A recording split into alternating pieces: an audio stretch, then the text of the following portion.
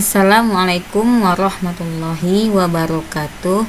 Baiklah, kembali lagi kita di pelajaran ilmu pengetahuan sosial dengan materi saluran mobilitas sosial dan konsekuensi mobilitas sosial.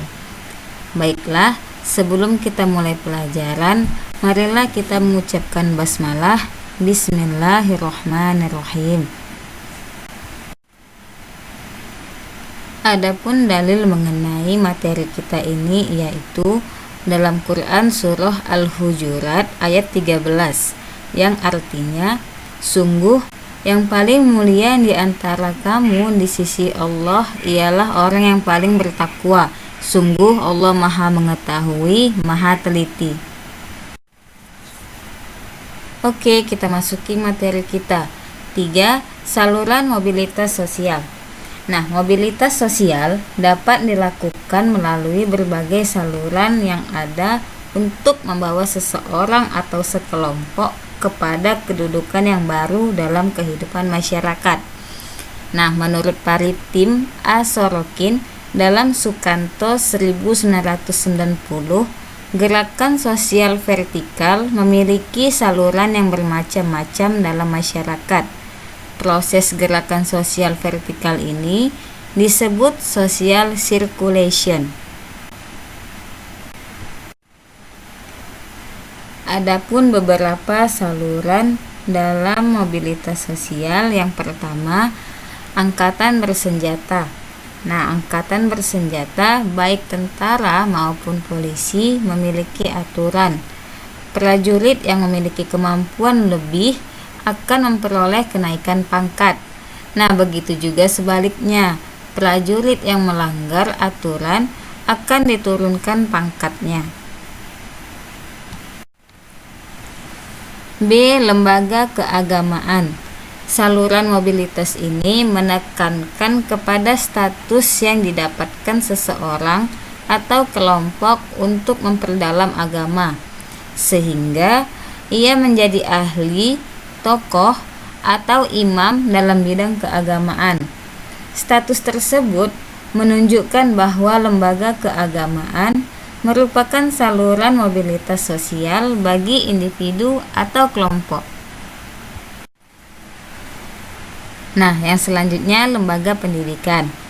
Lembaga pendidikan adalah lembaga yang paling sering digunakan untuk melakukan mobilitas vertikal naik. Mengapa demikian? Karena motivasi seseorang dalam pendidikan selain menjadi pandai juga untuk mengubah nasib. Nah, masyarakat menghargai seseorang yang berhasil menempuh pendidikan tinggi karena dianggap memiliki kemampuan bekerja dan pola pikir yang lebih baik. Nah, saluran mobilitas sosial yang selanjutnya yaitu organisasi politik, ekonomi, dan keahlian. Organisasi politik, ekonomi, atau organisasi dengan keahlian tertentu juga dapat menjadi jembatan bagi seseorang untuk meraih status dan prestasi tertentu di masyarakat. Oke, saluran mobilitas yang selanjutnya yaitu perkawinan. Nah, melalui perkawinan, mobilitas sosial vertikal naik sering terjadi. Namun, terkadang juga terjadi mobilitas sosial turun. Mengapa? Karena seseorang menikah dengan orang yang berasal dari lapisan sosial yang di bawahnya. Nah, contohnya, seorang yang sederhana menikah dengan seorang yang kaya raya, maka kehidupannya pun mengalami perubahan. Oke, saluran mobilitas sosial yang terakhir yaitu organisasi olahraga. Nah, mobilitas sosial yang dilakukan melalui saluran ini yakni dengan prestasi yang dicapai oleh seseorang atau kelompok dalam ajang olahraga yang diselenggarakan oleh berbagai pihak.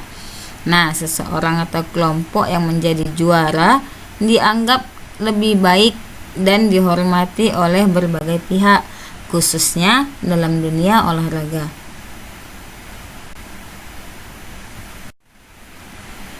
Oke, kita masuki yang selanjutnya, yaitu yang keempat, konsekuensi mobilitas sosial.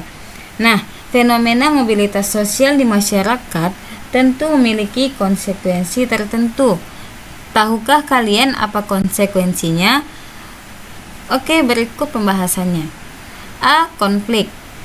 Pro dan kontra merupakan sikap yang selalu ada dalam kehidupan sosial masyarakat yang disebabkan oleh berbagai kepentingan. Nah, ketika terjadi mobilitas sosial dalam bentuk perubahan status di suatu organisasi atau lembaga, tidak dapat dihindari adanya sikap pro dan kontra. Hal ini akan mempengaruhi keadaan dan menimbulkan berbagai konflik. Contoh, pada saat pemilihan ketua OSIS, pihak yang kalah tidak terima karena menganggap adanya kecurangan dalam perhitungan suara, sehingga mereka meminta untuk mengulang dalam perhitungan suara. Oke, konsekuensi mobilitas sosial yang selanjutnya yaitu penyesuaian atau proses akomodasi baru. Nah, stabilitas sosial terbentuk di masyarakat melalui proses penyesuaian terhadap beberapa perubahan yang disebabkan oleh mobilitas sosial. Nah, berikut ini adalah perubahan yang terjadi. Yang pertama, berlakunya aturan yang baru di masyarakat. Yang kedua, perlakuan sistem politik yang baru, ideologi baru, tingkat toleransi tinggi, dan tingkat kebebasan yang lebih tinggi. Nah, yang ketiga, masyarakat mulai mempunyai sikap baru terhadap suatu keadaan. Yang keempat, terdapat pergantian dominasi dalam suatu masyarakat. Oke, tentunya dalam kehidupan kamu pernah mengalami mobilitas sosial. Nah, untuk memperdalam pengetahuan kamu tentang saluran mobilitas sosial ini, silakan ceritakan contoh saluran mobilitas yang pernah terjadi dalam kehidupan kamu. Hamasa. Baiklah, kita tutup pelajaran kita dengan lafaz hamdalah. Alhamdulillahirrabbilalamin.